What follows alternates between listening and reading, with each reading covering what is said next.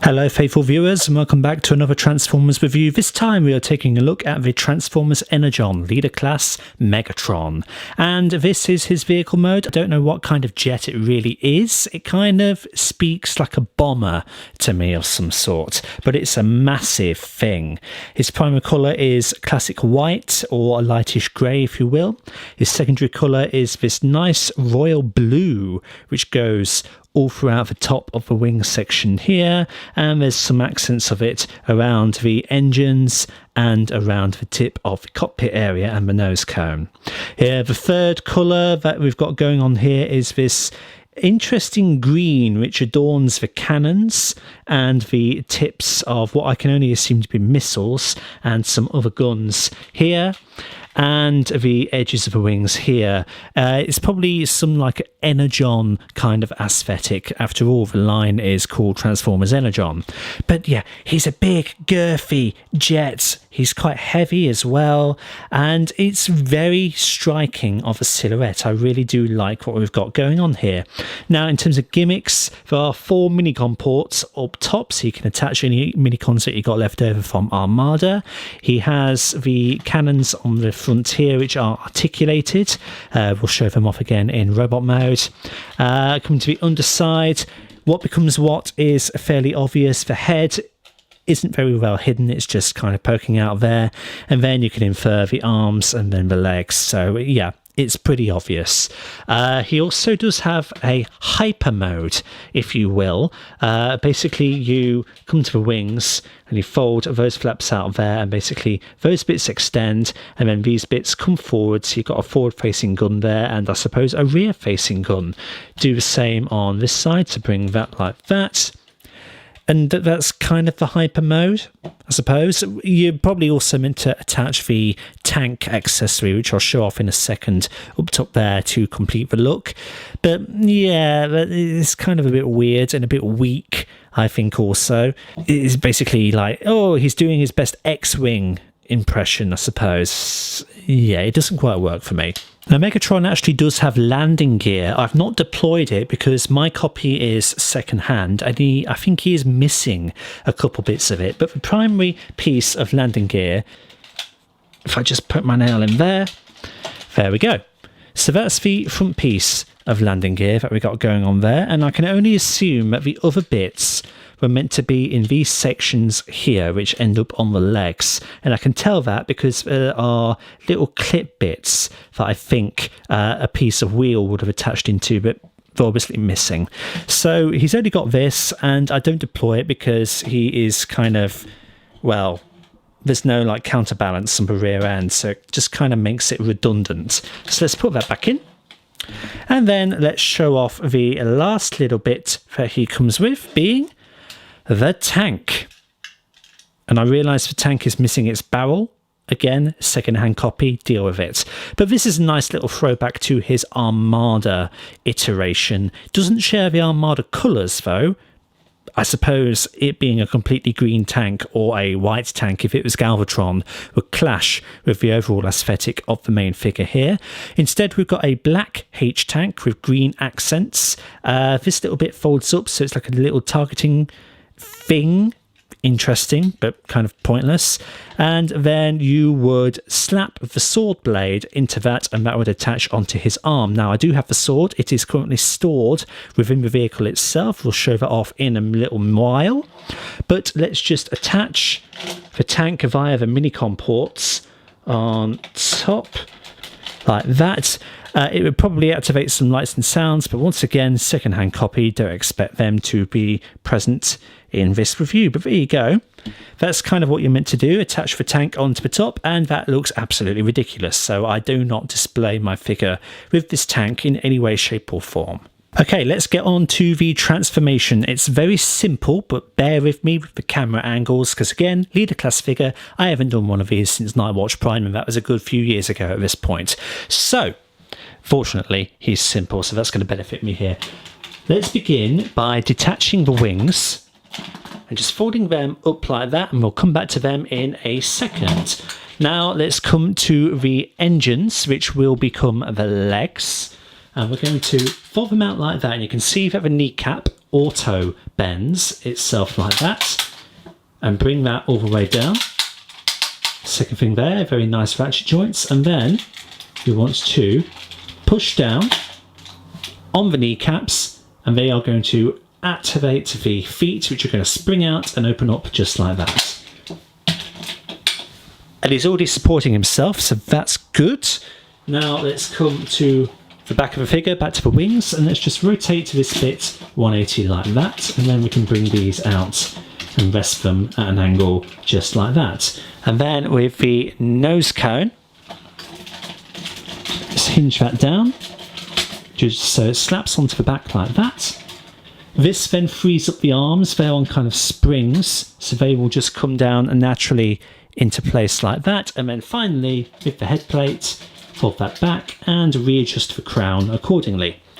And there we go, that is Energon Megatron fully transformed into a very nice looking robot mode. It's very referential to G1 Galvatron, very much so more the Galvatron repaint that this guy ended up having. Let's have a zoom in on that noggin so we can appreciate it in greater detail.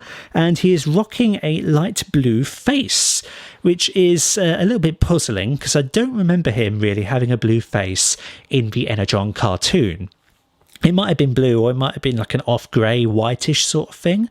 I don't remember it being that starkly blue though. Anyway, he has some nice orange eyes there. They're not red, they are orange, and that is accurate to the cartoon. He has a nice bright purple Decepticon logo right there. He has the green cannons, which are kind of moulded after G1 Galvatron's fusion cannon sort of thing that he had, but just subtly different. He's got the abs, which G1 Galvatron had. So that's a nice little detail there, some little orange accents going all along the side there. And then he's got the big girthy legs that you would expect from the character as well. The wings are quite large. They make the wingspan of the figure very daunting. So he is a bit of a bugger to really have on the shelf and have other figures displayed around him. So as a back kibble, he is rocking quite a bit, unfortunately. You know, it is what it is. They did what they could. It's not too hideous, but again, that wingspan is a bit of a problem when it comes to display. We can see here there is a port for an Energon star. I don't have any Energon stars, but that's where you would slap it. And yeah, overall, very nice design we've got going on here. Now, gimmicks. Let's go back and retrieve the sword blade. So the sword is actually stored right there. And to free it up, we need to press this blue button right here. And that just allows it to fall out. And it is translucent clear plastic. This is not accurate to the cartoon because it was green. Basically meant to be the same colour as his guns and whatnot here. There is a Decepticon symbol sculpted just about there. He cannot hold this conventionally. There is no tab on his arm whatsoever for that to plug into, so that is quite disappointing. But this is where the tank comes in. So as I stated earlier, the tank is rocking this slot here, and you're meant to take the blade and just clip it in like that. And this is how he holds the dastardly thing. Coming to the underside of the tank, there are little panels which you can just flip out, and these are claws to grab onto his forearm. The claws just grip around some of the moulded detail on the forearms, which you can probably spot there. It is a nice comfortable fit, but by Joe is it an eyesore. It doesn't look good. As I mentioned earlier, the cannons are posable, so you can bring them down if you like. You cannot detach them, you cannot attach them to Megatron's forearm, so you can't have the classic fusion cannon look, but this is the best you can do, and at least they are articulated, I suppose. Articulation then. Megatron's head is on a swivel. You can achieve 360 like that. There is no looking up and there is no looking down. The arms bend at the elbow like that, no rotation of any kind, that is it really, but you do get a spread out like that. There is nothing at the waist, forward kick like that, no real back kick because of the wings. In terms of a spread, beautiful spreads, as you can see. You can also move the arms out like that, and then that is kind of it. The feet clamp like that. There's no rotation of any kind of a leg, so overall articulation is actually severely lacking. He is a glorified brick, basically. Full-size comparisons then. Here is Energon Megatron with his successor, Cybertron Megatron. Here he is with the 2007 movie Leader Class Megatron. Here he is with the figure that influenced his overall design, so Energon Megatron with G1 or Kingdom Galvatron. And then last as always, here he is with Marvel Legends Far From Home Mysterio. Let's transform Megatron back into vehicle mode. So, flip down his head. And let's bring his crown spikes down like that. Let's flip up his nose cone. Just like that. So let's rotate his rings. Like that. And just get them flared out a little bit.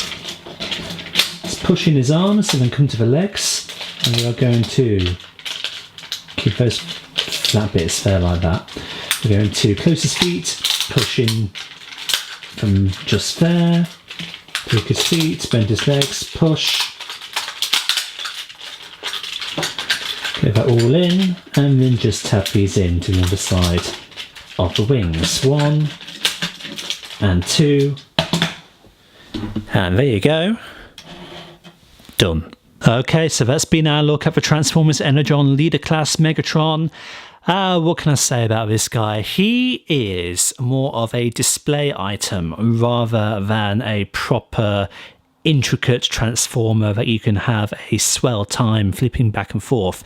Now don't get me wrong, he's very easy to convert back and forth to robot mode, so he has some fun playability about him, but don't expect a lot out of him besides that.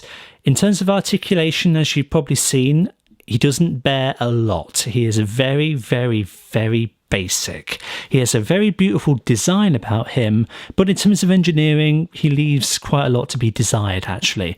Now, Legacy have done a core class version of this figure, where they have improved the articulation whilst staying faithful to the overall design. I would just like to see a modern reinvention of this guy, maybe at the Voyager class scale.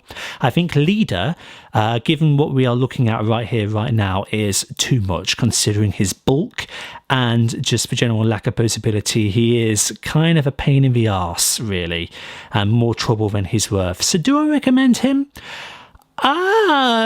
Yes and no. I think yes, because of his design, and he looks good on a display with a collection.